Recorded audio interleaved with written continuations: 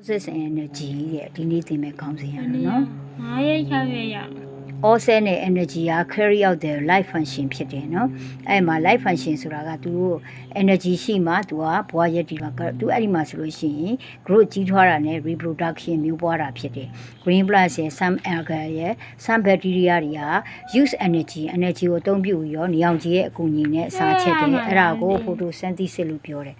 photosynthesis ကဆိုလို့ရှိရင်နေအောင်ကြီးရဲ့အကူအညီနဲ့ power chemical reaction ဓာတ်ပြုပြီးတဲ့အခါမှာ carbon dioxide gas နဲ့ဟလာ water တို့ကဓာတ်ပြုတဲ့အခါမှာ oxygen နဲ့ glucose ဆိုပြီးတော့ရရှိတယ်။အဲဒီမှာပထမအချိန်တွေကတော့ first stage ပထမအချိန်တွေကကြာ photosynthesis က light energy နဲ့ကွန်ပျူတာပြုလုပ်ပြီးတဲ့အခါမှာ chloroplast အထဲမှာရှိတဲ့ inside plant cell တွေဖြစ်လာတယ် chloroplast contain ကနေမှ chloroplast ကနေမှ chlorophyll ပါတယ် chlorophyll pigment တွေကနေမှတစ်ဆင့် green color ကို chlorophyll လို့ပြောမယ်အဲဒီကနေမှ light energy နဲ့ photosynthesis ပြုလုပ် second stage ချိန်တွေကကြတော့ရေနဲ့ဓာတ်ပြုတယ်ရေနဲ့ဓာတ်ပြုတဲ့အခါမှာ carbon dioxide နဲ့ရေနဲ့ဓာတ်ပြုပြီးတဲ့အခါမှာအဲ့တော့သူတို့က underground series complex လို့ပြောလို့ရတယ် reaction ဓာတ်ပြုပြီးတဲ့အခါမှာ chloroplast တွေကဘာဖြစ်လာလဲဆိုလို့ရှိရင် glucose နဲ့ oxygen ဆိုပြီးတော့ထွက်လာတယ်အဲ့ဒါကိုဘာခေါ်လဲဆိုလို့ရှိရင်ဟာလဲ